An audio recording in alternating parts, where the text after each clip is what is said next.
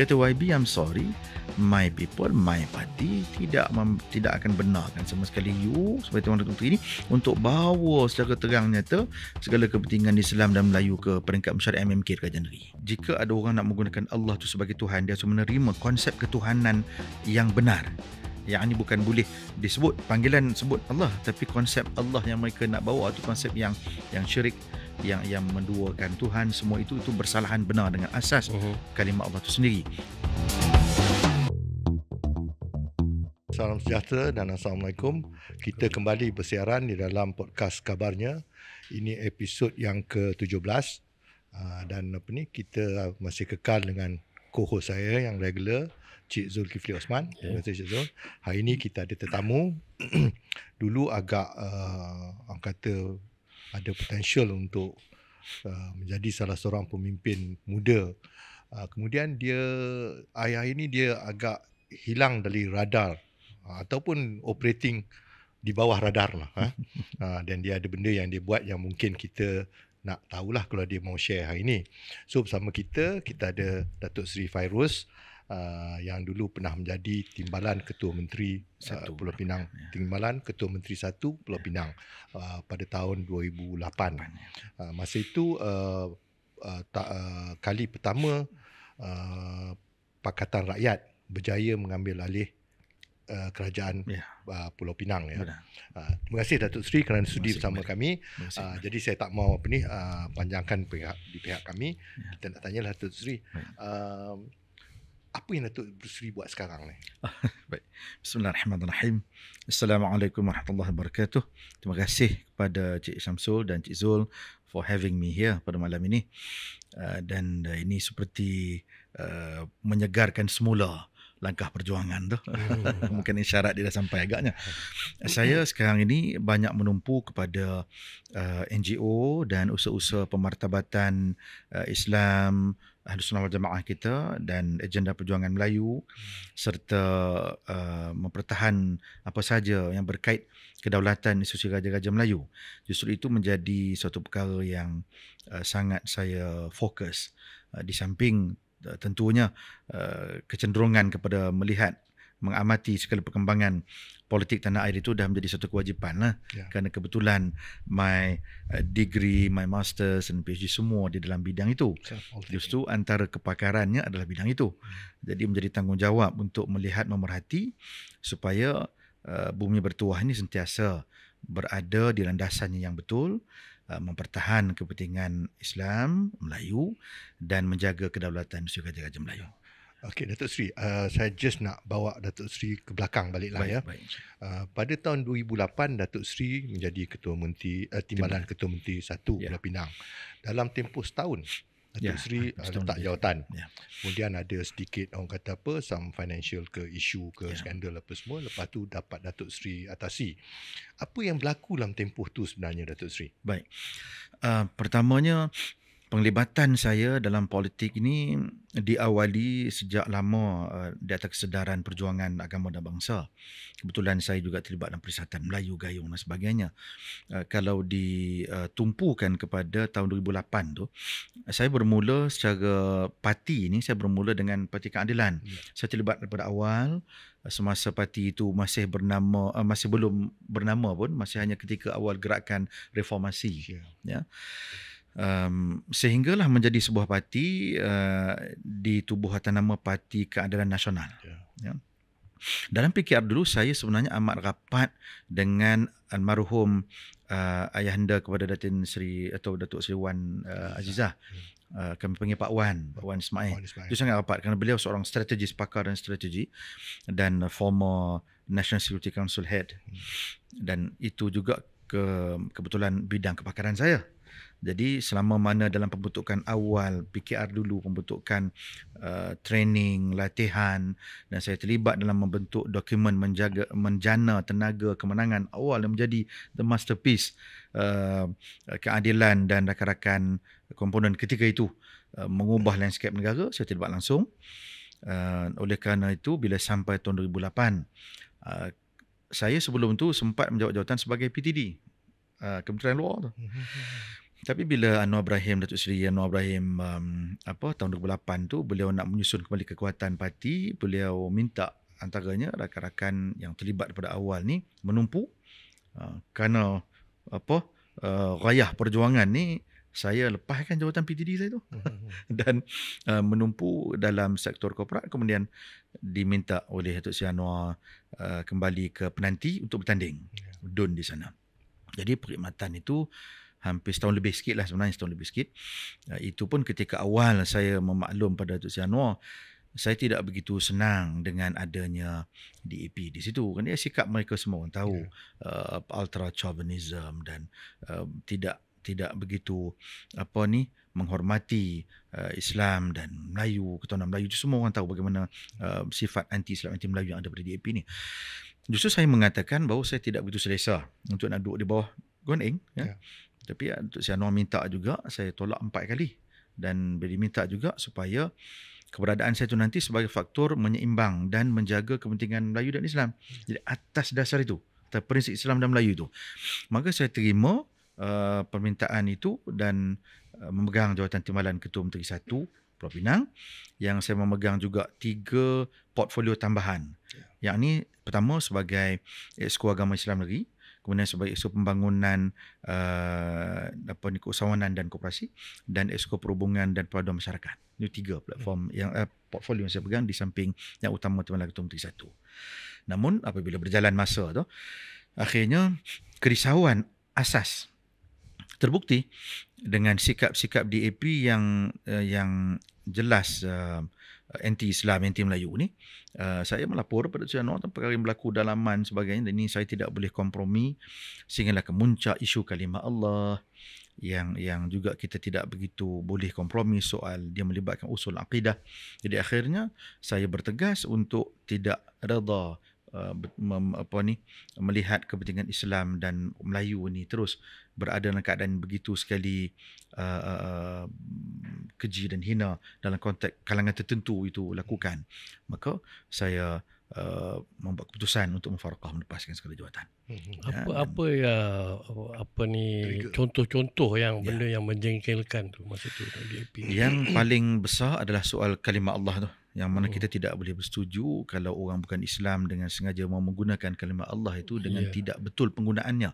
Kerana seperti mana hujah almarhum sahabat dan juga guru saya Prof Datuk Dr. Harudin, yakni kalimah Allah ni dia perkara yang berkait usul akidah Islamiah. Jika ada orang nak menggunakan Allah tu sebagai Tuhan, dia harus menerima konsep ketuhanan yang benar. Yang ini bukan boleh disebut panggilan sebut Allah, tapi konsep Allah yang mereka nak bawa tu konsep yang syirik, yang menduakan Tuhan. Semua itu bersalahan benar dengan asas kalimah Allah itu sendiri. Itu perkara yang paling asas. Yang keduanya, perkara yang berlaku sebelum-sebelum tu di Pulau Pinang sendiri. Apabila ada saja usul-usul yang jelas kita nak bawa sebagai Timbalan Ketua Menteri dan Exco Agama, kita nak bawa perkara berkepentingan Islam dan Melayu, itu di suatu saat sehingga bila saya tidak tahan lagi, saya duduk selepas mesyuarat Exco. Kami di Pulau Pinang duduk mesyuarat Exco ni 2 kali seminggu. Biasanya di tempat-tempat lain seminggu sekali. Kami 2 kali seminggu. Jadi di suatu hari itu saya minta untuk duduk one to one, hati ke hati dengan Guan Eng. Saya Ketua Menteri masa tu. Ya. Dan saya sebut langsung pada beliau. Saya kata, do you know what is the reason the position of Deputy Chief Minister has been established, diwujudkan di Pulau Pinang? Jadi dia kata, I know, but please YB, you please tell me. Dia kata gitu. Dan bila kata gitu, saya bercakap. Dia kata, kalau YB tahu jawatan Timbalan Ketua Menteri ni di Pulau Pinang diwujudkan adalah untuk pertamanya memperjuangkan kepentingan Islam, dan yang kedua menjaga kepentingan orang Melayu. Itu tujuan utama jawatan tu diwujudkan. Raison d'être of the position. Jadi bila Guan A mengaku saja, ya, dia kata dia tahu, saya terus tanya. Dan kalau YB tahu, kenapa you buat macam-macam perkara untuk halang saya selaku Timbalan Ketua Menteri untuk melaksanakan tugas asasi saya itu? Kerana saya kata kepada beliau, saya bukan hanya ada Datuk Seri Anwar sebagai ketua yang harus saya lapor. Sebagai seorang Muslim, saya ada bos yang lebih besar, yang lebih utama, yakni I have my God that I'm answerable to it, yang saya kena jawab di akhirat nanti. Ini tugas asasi. Selepas itu, dalam mesyuarat tu one to one dengan Guan Eng ni, dia sendiri sebut kepada saya verbatimly, ni saya ulang, dia kata YB, I'm sorry, my people, my party tidak akan benarkan sama sekali you sebagai Tuan Menteri ini untuk bawa secara terang nyata segala kepentingan Islam dan Melayu ke peringkat mesyuarat MMK di Kerajaan Negeri. MMK ni mesyuarat tertinggi. Jadi kalau jelas di sini dah kata begitu, soal mereka tidak akan bagi jalan untuk nak bawa terlalu terang, terlalu banyak. Kan? Kerana bagi kita jelas soal Islam dan Melayu ini soal yang bukan boleh dikompromi. Itu even perkara asas kewujudan negara ini pun. Sebelum bernama Malaysia, di bernama Tanah Melayu. Jadi asas negara Malaysia ni pun artikel 153 Perluasan Persekutuan. Islam tu agama persekutuan, bukan agama resmi, agama persekutuan. Kalau agama resmi itu kesannya itu agak sedikit rendah. Tapi kalau agama persekutuan ni, it is a religion of the federation. Jadi dia ada kekuatan sebagai agama negara. Agama Trust yang tidak boleh sama sekali dikompromi, dipersoal dalam apa sahaja sudut. Dari segi pemartabatan Islam, pelaksanaannya, even peruntukan negara sendiri. Jika dikeluarkan dari sudut mana pun untuk kepentingan Islam, itu tidak ada siapa yang boleh pertikai.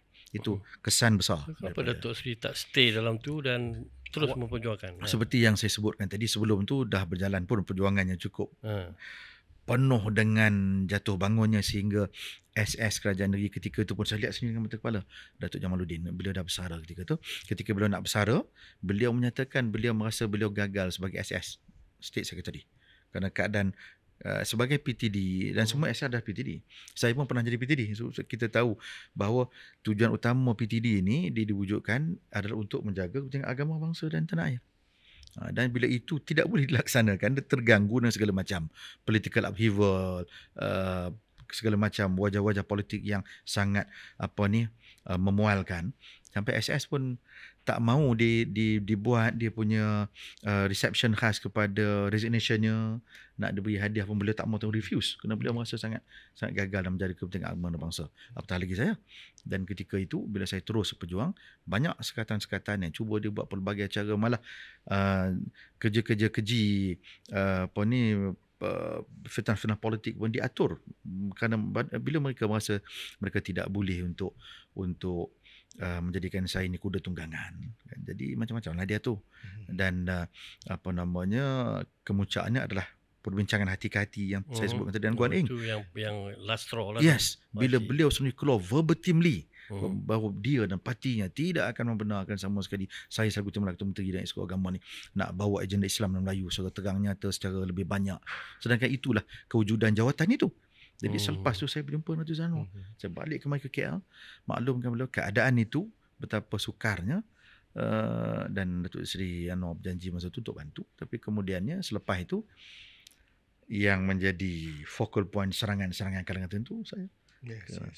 Syukur Alhamdulillah mereka tidak boleh memberi kesan kerana kita tak buat apa yang mereka fitnahkan. Allah Ta'ala ada bersama membela mereka yang benar. Maka selepas itu Datuk Seri Anwar pun tahu bahawa akhirnya fitnah-fitnah yang dibuat sebelum tu adalah fitnah yang sengaja buat. Saya dah kata kepada dia, saya kata, Sir, I'm innocent. Ni soal fitnah, keji. Kita jaga prinsip perjuangan dan kita buktikan perkara tu. Datuk Seri, walaupun Datuk Seri katakan bahawa kelihatannya DAP ni tidak cuba ataupun tidak nampak mahu membenarkan usaha-usaha untuk nak memertabatkan Islam lah dan bangsa kita di Pulau Pinang, mereka sudah berjaya menang di peringkat negeri. Sudah masuk orang kata 3 penggal berturut-turut ya, selepas daripada 2008 tu, dan ada orang Melayu yang masih menyokong mereka. Saya tak tahulah banyak mana orang katakan. Saya pun tak buat kajian secara mendalam, tapi daripada apa yang kita faham dari segi number of seat, cuma di pilihan raya yang baru lepas 2023 baru kelihatannya orang Melayu di bahagian orang kata di belah bukan di belah pulau, di belah pulau sudah memang berkurangan lah. Tapi di sebelah seberang memang tanah apa ni memang tidak menyokong DAP. Tapi sebelum tu, pilihan raya sebelum tu, orang Melayu kelihatannya menyokong. Jadi apakah sikap mereka itu tidak jelas pada orang Melayu, ataupun mungkin mungkin dia orang pragmatik pada mereka, itulah keadaannya, ataupun kita sudah sampai ke peringkat bahawa Melayu Pulau Pinang sudah menjadi seperti Melayu Singapura. Menerima inilah kehidupan sebenar, this is real politik, inilah keadaan sebenar, macam mana kita nak buat, nak ubah tak boleh. So kita just go with the flow. Ya. Adakah itu yang sedang berlaku di Pulau Pinang? Saya kira dari sudut, jika pembacaan yang kita nak buat berdasarkan kepada kemenangan pilihan raya yang menggunakan sistem ballot boxes ini, dianya tidaklah boleh menggambarkan, kalau kita nak sebut tentang apakah Melayu Pulau Pinang itu sebenarnya menyokong DAP secara mutlak atau tidak. Sebab kalau kita kira dari sudut konstitusi seluruh Pulau Pinang, seberang dan juga pulau. Kalau kita orang Penang duk panggil seberang Tanah Besar ni, kita panggil Bagan. Pulau kita panggil Tanjung. Kalau Bagan dengan Tanjung ni kita combine, kerusi semua ada hanya 40. Dan majoriti kursi berada di Bagan, di pulau, bukan di seberang. Dan majoriti kursi yang di Bagan tu pula adalah majoritinya kalangan bukan Melayu. Jadi kalaulah keadaan sentimen masyarakat Tionghoa, masyarakat Cina masih solid 95%, even mungkin 98 ke mungkin lebih kepada DAP, maka suasana itu akan selamanya sukar untuk orang Melayu menguasai Pulau Pinang atau mengubah landscape itu selagi konstitusi itu begitu. Dari sudut dokongan orang Melayu, kalau kita tengok dari awal pun, sebenarnya di Pulau Pinang ni dia tidak begitu solid. Kalau seberang dulu faktor adanya PAS. Selepas PAS mula tidak lagi bersama dengan PKR dan sebagainya, di situ saya kira telah bermula penurunan jumlah kursi yang datang kepada Malay konstitusi kepada PH sendiri. Dan sebab itu kita melihat banyak kali percubaan dibuat pun mereka tidak boleh dapat kemenangan yang besar dari sudut majority seat, sama ada DUN atau parlimen. Ya. Akhirnya kita tahu perkembangannya berlaku yang membolehkan mereka membentuk kerajaan sedia ada ini pun di atas pertimbangan Duli Imam Mulia Tuanku Yang Pertuan Agong mengambil beberapa faktor-faktor yang lain. Jadi di Pulau Pinang ni semakin lama saya kira orang Melayu semakin sedar keadaan itu semakin tidak memihak kepada mereka. Banyak perkara sebenarnya kalau kita nak bincang tentang keadaan Melayu Pulau Pinang. Banyak-banyak sangat keadaan tu. Dan saya pernah menyatakan duduk masa awal saya jadi adun penanti. Yalah, kalau beza DUN dengan penanti ni, kita tidak punya kuasa sebesar parliamentarian dari soal development of the locality itu sendiri. Cuma dia banyak bergantung kepada state kan. Saya pernah mempersoal dan bertanya, mengapa keadaan di seberang Perai masih begitu rupa dan banyak lagi yang tidak dibuat dari sudut infrastrukturnya dan pelbagai pembangunan berbanding pulau. Sedangkan kewujudan Malaysia itu dah cukup lama. Sepatutnya Pulau Pinang sebagai negeri yang kedua terkaya di Malaysia selepas Selangor, sepatutnya boleh disegregate, agihkan. Pengagihan kek ekonomi itu sepatutnya berlaku dengan lebih merata. Kerana banyak pemimpin yang dulunya dalam UMNO, pemerintah kerajaan datang pada utara. Kita ada Perdana Menteri yang pernah datang pada Pulau Pinang, yakni Tun Abdullah. Kan? Dan kita ada Perdana Menteri yang pertama dulu yang juga asal daripada Kedah, iaitu Tun Abdul Rahman, Tun Al-Haj. Kemudian di waktu Tun Sri Anwar Salim menjadi Perdana Menteri yang cukup lama bersama Tun Dr. Mahathir 20 tahun awalan, juga demikian. Jadi kita bertanya, mengapakah nasib seberang Perai ini begitu banyak ketinggalan berbanding pulau? Dan atas dasar itu saya pernah mencadangkan ketika itu, saya beri suatu proposal kepada Tun Sri Anwar dan pimpinan dokumen pembangunan umat Islam Pulau Pinang. Itu yang saya sendiri lead the LFA, Logical Framework Analysis, yang kita buat dengan cukup saintifik dan empirik, memberikan segala dapatan-dapatan melalui 250 stakeholders yang telah kita interview dan kaji. How to go forward, developkan Pulau Pinang ini supaya tidak lagi timbul masalah derita rasa hati nurani orang Melayu. Kan? Namun nampak gaya ianya masih belum dilakukan. Kan? Sebab utama apa dia?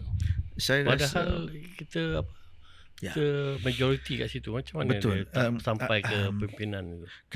Kalau di Pulau Pinang kita tidak majoriti, Cik Zul. Di Pulau Pinang majoritinya adalah rakan-rakan Tionghoa di situ. Bukan orang Melayu majoriti. Di seberang itu pun pembahagian kursinya pun masih lagi kita melihat orang Melayu ada kawasan tertentu yang kawasan perbandaran tu banyak masyarakat Tionghoa juga. Jadi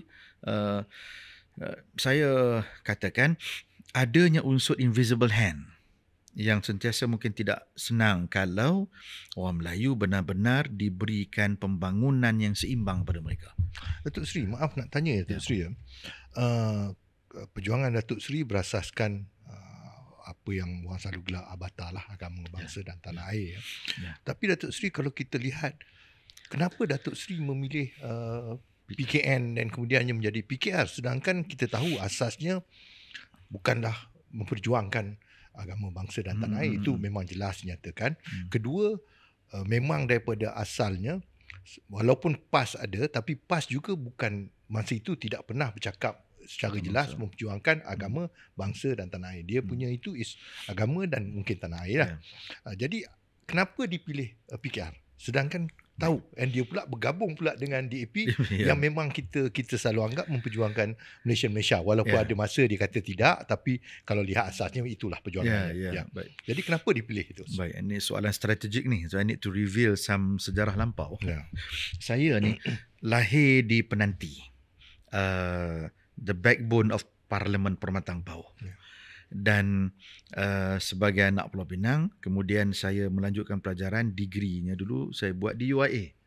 Baik, antara yang perjuangkan UIA itu termasuklah, kita pun tahu walaupun yang membangun ke arah Tun Dr. Mahathir, tapi yang membawa cadangan kita dapat makluman ada Tun Sri Anwar. Baik, okey. Saya juga pernah berada dalam ABIM, PKPM, ABIM, dan menjawab jawatan pimpinan, menjadi pimpinan ABIM di kampus di UIA dan pusat, berkhidmat di ABIM pusat juga. Jadi apabila itu latarnya, memang dulunya saya ni kecenderungannya pengkagum dan juga hardcore Anwar Ibrahim dan Tun Anwar. Lagu tu. Sehingga dari soal pidato pun dulu ditiru-tiru macam dia. Lagu tu. Jadi sangat-sangat terkesan. Malah ketika saya pimpin UIA sebagai President of Political Science Student Forum, yakni Persatuan Pelajar Sains Politik UIA, ketika itu berlakunya pemecatan Anwar 1998. Cuba Cik Zul bayang macam mana the upheaval.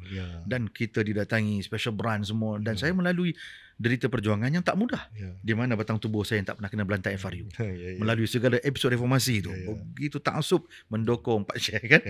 Dan itulah latarnya yang mengapa akhirnya rakan-rakan dalam ABIM dan lain-lain meminta saya terlibat membantu penubuhan Parti Keadilan dengan Encik Mustafa Kamil Ayub yang banyak membimbing kami di peringkat awal dan memberi idealisme perjuangan, pembentukan kumpulan-kumpulan yang membentuk Angkatan Muda Keadilan, menyuntik idealisme ketika parti ketika itu masih mencari idealisme mana yang sesuai untuk dibawa perbincangan hangat, apakah nak menjadi rightis, membawa Islam ataupun mana satu.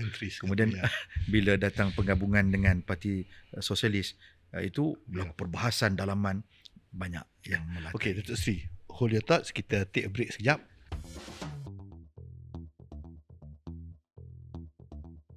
Okey, Datuk Seri.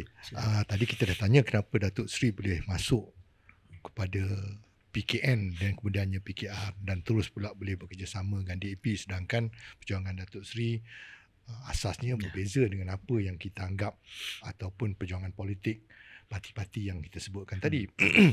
Jadi bila timbul kesedaran ni bahawa mereka ni selain daripada masih menjadi timbalan Ketua Menteri, kesedaran bahawa PKR ni bukanlah landasan. Yang paling nyata ketika 2008 tu sendirilah, mulai pertengahan tahun dan ke atas, bila saya mula melihat banyak campur tangan DAP itu sendiri, gangguan-gangguan daripada DAP yang jelas menghalang dan polemik dalaman kalangan tertentu yang dipergunakan oleh DAP. Saya melihat secara langsung beberapa pimpinan kanan PKR sendiri pun merasa tak senang dengan sikap DAP bila mereka semakin ketara bertindak seperti kalau bahasa pepatah Melayunya bagaikan kaduk naik junjung dalam hal begitu. Jadi itu menjadi polemik besar, dan saya kira kalau kita tanyakan hati ke hati kepada pimpinan PKR yang ada sekarang, yang mana yang core leaders tu, mereka akan bersetuju dengan apa yang saya sebut ni. Kerana saya melihat langsung kadang tu sikap-sikap yang jelas sifatnya anti-Islam, anti-Melayu ni mereka jelmakan juga, walaupun kita telah katakan kalau nak berada terus dalam landscape politik Malaysia, jangan bertingkah laku demikian, kerana sentimen orang Melayu ni adalah the majority of this country. So itu perkara yang masih lagi tidak mudah untuk mereka tu. Dan bila setelah berlaku banyak perkara yang nyata, tahun 2008 tu ketika telah memegang kuasa sendiri, itu semakin memberikan kesedaran yang nyata lah. Okey, fast forward kita bawa ke keadaan hari ini, Datuk Seri. Ya. Sebagai seorang yang pernah berada dalam peringkat awalan Ya. Dan sampai bawa kejayaan pada PKR di Penang, ya. Bagaimana Datuk Seri lihat PKR hari ini? Oh, ini satu persoalan yang memerlukan at least one full day of seminar. Ya. So, terima kasih kena soalan tu. Saya memerhati dari kejauhan dan ialah dengan pengalaman yang lalu terlibat awalan, tentu saya melihat keadaan PKR sekarang ini semakin mencabar dari sudut kestabilan dalaman. Kerana bila memegang kuasa, dia tidak sama dengan tidak memegang kuasa. Ya. Apatah lagi setelah mula menguasai federal. Ya. Dan sekarang kita lihat Ya. kalangan tertentu begitu sekali mengatur segala langkah untuk berada di tampuk kuasa, sehingga berlaku pula percaturan yang besar sekarang, rebutan jawatan timbalan presiden. Ya. Ini satu perlombaan yang pastinya akan menatijah adanya collateral damage. Itu pasti akan berlaku. Kita merenung kekuatan dalaman PKR itu sendiri. Apakah mereka telah memperkemaskan idealisme perjuangan atau tidak, itu Allahu'alam. Kerana tidak boleh parti wujud semata-mata memperjuangkan individu. Kerana individu pasti sampai masa akan kembali ke rahmat Allah, ataupun bersara pada politik. Justru apakah hala tuju sebuah parti kalau individu yang disanjung, dipuja tidak lagi berada di situ? Kerana parti ini, parti politik hanya sekadar wasilah saja. Parti itu bukan akidah, bukannya belief system yang mesti dipegang sampai langsung tidak boleh berganjak. Dianya harus ada elemen praktikalism nanti untuk direnung apabila sampai kepada hakikat perjuangan yang dipegang oleh sesebuah parti ataupun ahlinya sendiri. Ya. Dan ini yang harus menjadi persoalan utama. Apakah dia idealisme PKR yang mereka nak jadikan pegangan, kalau berlaku apa pun harus kembali kepada asas pegangan itu. Jika nak disebut sebagaimana nama partinya, keadilan, maka kalau keadilan tu nak dijadikan pegangan, banyak perkara yang harus mereka lurus dan perbetulkan. Ya. Banyak sangat. Tapi Datuk Seri, kalau kita lihat pada pilihan raya yang baru lepas, Ya. pilihan raya umum, ya, Ya. mengikut Bridget Welsh, jumlah undi yang didapati ataupun diberikan kepada PH, maksudnya PKR, cuma 11% daripada orang Melayu. Sedangkan orang Melayu membentuk hampir 60% jumlah penduduk. Jadi tidakkah itu memperlihatkan bahawa PKR itu sudah hilang hala tujunya, dan dia juga sudah tidak diterima sebagai asas untuk memperjuangkan orang Melayu dan Islam dan yang nak raja-raja bagaimana Datuk Seri cakap? Ya, saya kira itu suatu perkara yang disedari even di kalangan pimpinan PKR itu sendiri. Masa zaman saya dulu pun, antara yang Tuk Sri Anwar minta saya bantu ketika itu ada soal bagaimana nak bawa sokongan majoriti Melayu kepada beliau, kepada PKR. Dan masa tu saya buat macam-macam lah. Antaranya membawa dukungan wadah-wadah persilatan Melayu untuk mendokongi itu, dan beberapa lagi yang lain lah. Jadi soal tidak adanya dukungan majoriti Melayu kepada mereka tu ada masalah dari dulu sehingga sekarang. Dan sekarang ni saya rasa lebih ketara. Lebih ketara. Dan mengapa jadi demikian? Kalau kita nak berterus terang, keadaan jadi begitu kerana sikap tolak ansur ataupun bagaimana saya nak sebut ya, pendirian bertolak ansur terhadap segala tuntutan tekanan DAP yang tak sepatutnya dibuat oleh PKR. Kerana sepatutnya, itu yang saya nyatakan tadi, apakah prinsip perjuangan? Kalau prinsip itu untuk menjaga kepentingan agama kita, bangsa dan negara, kalau dah mereka sebut pun nak menjaga kestabilan rakyat terbanyak, kestabilan rakyat terbanyak bergantung kepada bagaimana keadaan the majority people of the country, iaitu orang Melayu. Itu formula yang telah semua orang tahu pun. Kalau orang Melayu itu stabil, mereka bahagia, mereka gembira, mereka tidak merasa terancam di buminya sendiri, maka kawan-kawan lain pun akan hidup dengan aman damai. Itu terasa negara yang tak boleh diubah. Apakah saya memberi satu persoalan, apakah ada kalangan yang cuba nak ubah semuanya ini? Apakah mereka nak jadikan Malaysia ni bukan lagi negara yang asasnya adalah Islam dan Melayu? Kalau ada unsur itu kita harus bicara dari sudut lain pula tu. Dia akan ada kesan lain, dia akan ada perlakuan-perlakuan yang lebih dahsyat, yang mungkin akan mengundang keadaan yang akan menjadi sangat tidak disangka-sangka. Kerana asas negara sama sekali tidak boleh kita usik. Dan even di sudut di Nusantara ini, inilah tanah orang Melayu disebut Semenanjung Tanah Melayu, yang tentunya orang Melayu akan pertahankan at all cost. Jadi itu kalau dihormati, maka langkah politik lain sebenarnya menjadi mudah. Tapi disebabkan ada masalah itu dalaman, maka ini menjadikan PKR sentiasa berada dalam keadaan terumbang-ambing dan tercabar bagaimana nak menggayakan langkah politik mereka yang boleh mendapat dukungan masyarakat Melayu. Tapi bagi saya lihat dengan adanya pergerakan daripada DAP masa itulah, kenapa kurang pushback daripada PKR, padahal dia partner dalam gabungan tu, kenapa tak ada pushback yang lebih kuat dan keras? Ada beberapa tentangan dalaman apabila sikap DAP itu bersikap tidak mesra kepada orang Melayu. Tetapi seperti saya sebut tadi, yang menjadi persoalannya barangkali pertimbangan kalangan tertentu yang nak retain power. Akhirnya mereka mengetahui kalau pada masa itu UMNO masih lagi punya kekuatan, tidaklah selemah sekarang. Jadi the simple political analysis is majoriti orang Melayu masih bersama dengan UMNO Barisan Nasional ketika itu. Kalau mereka nak membawa dukungan Melayu, mereka harus kuat dan jelas menyatakan pembelaan kepada orang Melayu dan Islam. Dan itu sama sekali tidak senang di sisi DAP.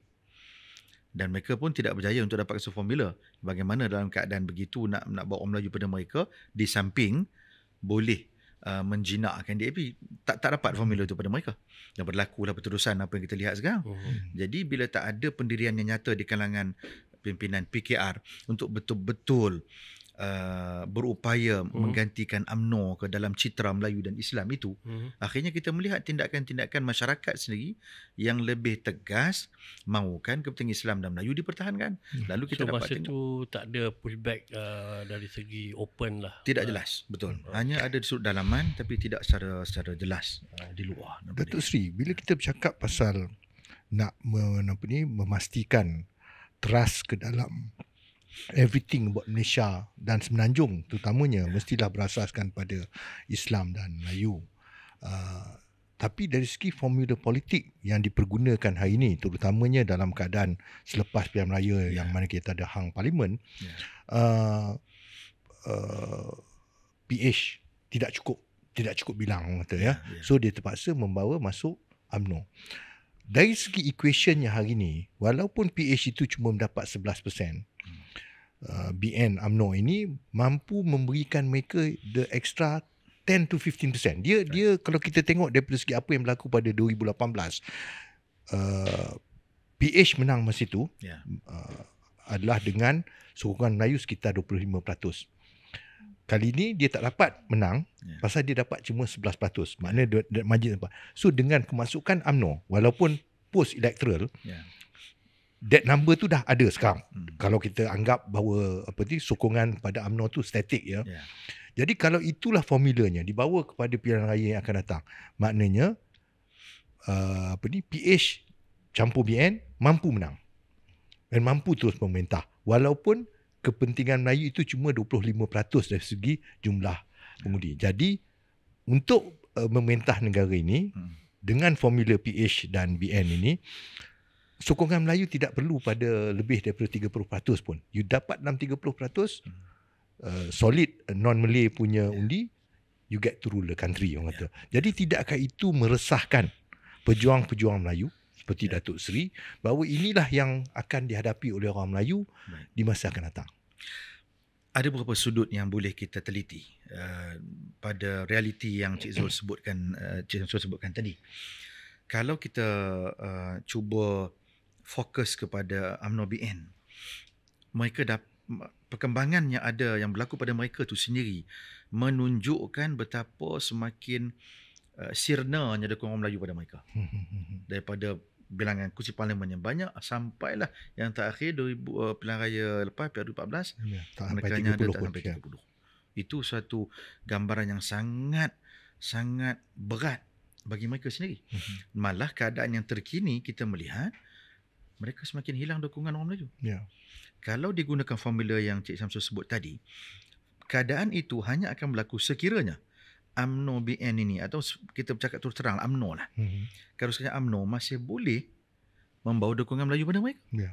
Malah rakyat memilih nantinya akan berdasarkan, kalau orang Melayu lah, kepada mana satu pihak yang menjaga kepentingan Islam dan Melayu. Kalau itu tidak berlaku, barangkali akan lebih berkurangan dengan lebih drastik kursi-kursi UMNO. Tapi dari segi kepimpinan, kita tolak tepi, bukan tolak tepi lah, kita tengok dulu daripada kenegaraan lah. Di mana letaknya perjuangan Melayu ni dengan sistem pemerintahan Malaysia ni, untuk Malaysia ni? Adakah dia ada kesan sampingan ataupun memang teras kita untuk Melayu berkuasa? Dalam konteks sistem politik Malaysia, memang apabila diteliti secara halus, kita sendiri ada perasaan yang tidak begitu selesa kerana perkara tertentu masih tidak manifestasikan dengan nyata dalam perlembagaan. Contoh perkara yang paling besar yang sangat dirisaukan tentang kerusi Perdana Menteri itu sendiri. Apa jaminan bahawa kerusi Perdana Menteri itu akan selamanya dilantik pada orang Melayu dan Islam? Dia tidak dinyata secara jelas di perlembagaan. Dan ini risikonya ada. Malah sebab itu pemerhati politik mengatakan ini mungkin kesilapan pemimpin lampau ketika masih kuat, mengapa tidak direalisasikan dari sudut perlembagaan itu sendiri supaya letak dengan jelas. The leader must be Malay Muslim. Mungkin kita nak pergi dalam lagi, mesti akidah Ahlussunnah wal Jamaah untuk selamatkan kesabaran negara. Itu satu faktor yang tidak ada. Ya. Walaupun demikian, teras negara itu jelas bahawa negara ini dulu yang bernama Semenanjung Tanah Melayu, wujud menjadi Malaysia itu dasarnya kerajaan persekutuannya adalah pemerintah Melayu Islam. Tetapi kewujudan itu secara convention ya. Ini yang kalau tanya saya selaku political scientist, selaku pakar sains politik yang melihat di sudut ilmu, melihat di sudut akademik dan melihat di sudut pernyataan perlembagaan, maka perkara pertama yang patut dibuat adalah kena diubah perlembagaan, dimasukkan perkara yang paling penting pembentukan negara, yang asas negara tu mesti dijaga dengan betul. Kalau tidak, nanti di masa depan walaupun ada setengah pihak mengatakan mesti raja-raja tu masih boleh mempertahan, tapi kalau 2/3 of the parliament nantinya bukan lagi risiko masih ada, masih ada kerisauan itu. Saya rasa Datuk Sri kalau kita cakap dari segi convention tu diterima tanpa rasa risau dahulu. Kerana hampir setiap kali apa-apa gabungan yang masuk ke dalam pilihan raya, dia pasti akan dipimpin oleh parti yang berasaskan Melayu dan Islam. Dulu kita anggap UMNO dengan BN. Malahan pada tahun 2018 sekalipun, walaupun PH yang masuk, tapi ia yang menerajuinya adalah Parti Bersatu, Parti Melayu. Jadi secara orang kata mudah pada pemikiran pengundi ialah selagi parti yang memimpin gabungan itu adalah Parti Melayu, yang parti lain adalah pendukung kepada Parti Melayu itu, dia adalah satu reflection kepada demografi negara ini. Berbilang kaum, tapi the leading party asasnya mesti Melayu. Jadi kerana itu saya rasa orang agak selesa. Berlaku ketidakselesaan itu sekarang kerana parti yang menerajui PH sekarang ataupun kerajaan sekarang adalah PKR. PKR bukan Parti Melayu. Itulah yang saya rasa yang menimbulkan kita punya debate pada hari ini, yang kata kan, walaupun UMNO itu dibawa masuk, tapi UMNO is just an addendum, parti sampingan dalam konteks sekarang ini. Benar. I mean, isn't that the situation? Itulah yang saya pernah sebut dulu dalam satu conference, yang menjadi masalah mendasar sikap orang Melayu ni ialah kita tidak dibudayakan untuk menjadi far-sighted, untuk pandang ke depan. Kita tak seharusnya bergantung pada keadaan. Seharusnya dari awal dulu kita harus berfikir jauh ke depan. Kalau bahasa Arab sebut al-fikrul mustaqbal. Itu kena dilatih. Apakah kesan jangka panjang? Itulah sebab juga mengapa kita tekankan pentingnya orang Melayu Islam sedar dan terlibat dalam politik, paling kurang turun mengundi kerana dia ada kesan jangka panjang. bagaimana keadaan ekonomi itu kuat sekalipun, sekiranya pemerintah tu langsung tidak punya sanubari untuk menjaga agama dan bangsa dan terah negara, silat-silat bulan ni kita khawatir di industri raja-raja pun mungkin langsung akan ditiadakan jadi republik nanti di masa depan. Ini satu perkara yang mendasar. Datuk Seri, bila kita bercakap pasal itu, sekali lagi timbul juga di kalangan anak-anak muda tiap kali kita menimbulkan kedudukan Melayu ni perlu dipertahankan, agak lemah sekarang. Jawapan yang agak mudah ditimbulkan ataupun dibalas adalah dengan menyatakan raja-raja ataupun agung orang Melayu, Perdana Menteri Melayu, timbalan Perdana Menteri pun Melayu, ketua setiausaha Melayu, ketua hakim negara Melayu. Jadi di mana yang Melayu yang terpinggirnya? Jadi di sini saya rasa peranan orang politik, ahli akademik, pemikir dan pejuang Melayu perlu memberi satu penerangan yang lebih mudah dipahami. Benar. Saya sangat mendukung keperluan mewujudkan sekolah politik ataupun didikan politik yang betul. Bukan maksudnya didikan politik parti saja, yang itu mudah sebenarnya. Didikan kefahaman terhadap siasat politik yang benar. Kerana kesan politik ini dia sangat jangka panjang. Orang Melayu kena dididik semula dengan pembudayaan ilmu. Saya pernah menyebut pada beberapa tempat waktu saya duduk buat roadshow, berceramah, saya kata, lihat saja budaya membaca kita. Sangat kurang, sangat bermasalah. Orang kita kebanyakannya masuk dalam, bukan Melayu je lah, Cina, India pun sama, lebih kurang rakyat Malaysia seperti. Kalau duduk naik LRT, kebanyakan buat apa? Kalau tak dia tidur, dia berborak. Tak habis-habis. Payah nak tengok pegang buku baca. Tapi kalau saya pergi Jepun, saya pernah ke sana tengok. Dalam bullet train yang laju itu pun, apa yang mereka buat? Dua je. Sama ada walaupun tengah berdiri dia baca buku, ataupun yang duduk buka laptop dia buat market analysis. Nak cari berborak kosong tidur, saya tak nampak tu pun. Kenapa budaya ilmu tidak boleh dibangkit? Selagi budaya ilmu tidak mendasari, dia akan menyebabkan sikap-sikap picisan. Sikap merasa senang, biarlah, nak kena tunggu jadi satu benda yang berat, betul-betul nazak sangat, baru nak bangkit. So macam mana kita nak terapkan tu sekarang? Saya dengar Datuk Seri ada akademi. Saya memulai akademi itu dari awal dulu kerana melihat didikan kepada anak bangsa ni perlu ditanam jiwa patriotisme secara konsisten. Itu juga saya lakukan melalui persilatan juga. Jadi alhamdulillah setakat ni nampak kalau melalui persilatan ni dia nyatalah kita boleh mendidik secara langsung. Dibentuk pada anak-anak muda mengasihi jati diri dia dan tahu jati diri itu dengan jelas. Ini juga saya pernah sebut, walaupun mungkin setengah orang politik ni kadang bila dengar begini dia tak begitu selesa lah. Saya kata orang politik pun kena, yang mana Melayu kena bersilat lah. Apa kena dengan silat dengan pemikiran pematangan politik? Oh jelas.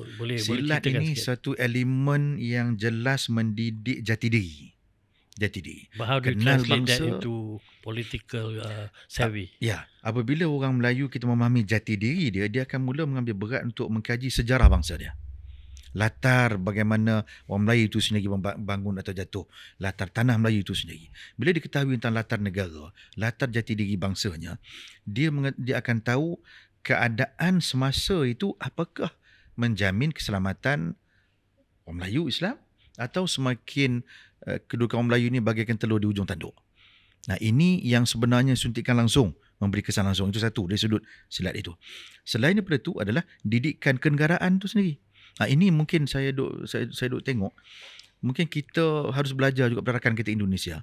Bagaimana mereka setelah merdeka membasmi segala unsur penjajah yang ada dan mengangkat tinggi the local content mereka, meletakkan dasar pembinaan negara itu jelas. Nah, ini pun disetujui oleh ramai pengkaji. Kesilapan kita sejak awal, kompromi yang begitu banyak sekali yang kita berikan sehingga kepada perkara yang tak patut kita kompromi. Akhirnya kita mendapat masalah yang ada sekarang ni, masalah membentuk satu perpaduan bangsa itu. Terasnya apa? Walaupun kita telah nyatakan banyak kali, contohnya bahasa Melayu, sepatutnya dijaga. Kerana itu elemen penyatuan perpaduan. Malangnya apakah itu dijaga? Masih ketara dia mengata tempat dia Kuala Lumpur dan mengata negeri. Tulisan yang bukan asas bahasa Melayu dipaparkan. Apakah itu boleh membentuk kepada jati diri bangsa? Tidak. Demikian juga tentang soal hak orang Melayu itu sendiri, bagaimana dia dijaga dan dihormati. Pun banyak perbahasan yang boleh kita sebutkan. Jadi balik kepada hal tadi, pendidikan jati diri bangsa wajib diperkasakan balik. Kalau dulu ada BTN antaranya. Kemudian kita lihat BTN akhirnya ditekan oleh kalangan yang liberal, kalangan yang mengatakan kononnya bila menyedarkan apa saja program menyedarkan orang Melayu dianggap sebagai resis. Ini tak tepat. Tak tepat. Jadi mereka maksudkan apa? Apakah mereka maksudkan dengan kita meliberalkan jati diri agama dan bangsa kita, maka kita akan dianggap kita ni barulah statesman, barulah negarawan? Tetapi pelik juga, kepada orang Melayu diminta meliberalkan segala benda, mengurangkan keislamannya, kemelayuannya, tetapi kaum lain semakin memperkasakan jati diri mereka. Sama ada kalau kita nak sebut dengan jelas kecinaan ke keindiaan ke, mengapa itu menjadi tidak seimbang? Ini harus dijaga. Itu ketara berlaku tu. Pada orang Melayu dipaksakan supaya jati dirinya seperti di mellow down kan. Kalau diperkuatkan dituduh resis. Bukankah itu in the interest of perpaduan untuk negara? Bukankah itu? Perpaduan yang nak dibentuk harus ditanyakan. Perbantuan tu nak berasaskan acuan apa? Antara negara yang dikatakan berjaya lah untuk menyatukan supaya negara ni hidup sebagai jiran yang baik. Apakah benar kita berjaya dalam konteks itu sehingga sekarang masih ada sentimen dalaman ketidakpercayaan tu wujud secara tersirat di pelbagai platform perbincangan kalangan tertentu, seperti tidak meyakini bahawa pembelaan nasib mereka itu akan sentiasa dilakukan dengan baik sekiranya orang Melayu yang perintah, dan sehingga timbul pelbagai desakan-desakan dan dokongan kalangan Cina yang begitu kuat, begitu mutlak pada DAP kerana orang Cina merasakan kononnya hak mereka tidak dipedulikan kononnya, sedangkan segala ekonomi, kek ekonomi negara ni di tangan mereka. Kalaulah betul orang Melayu ni tidak bagi jalan, sentiasa menyekat mereka, tidak akan ada taikun-taikun Tionghoa Cina yang begitu ramai yang melebihi orang Melayu kita. Ini antara perkaranya yang boleh kita bicara. Saya rasa just to sum up ni sebelum kita akhirkan, saya rasa yang kita perlu lihat adalah satu perkara yang sering ditimbulkan adalah dari segi hidup berbilang kaum.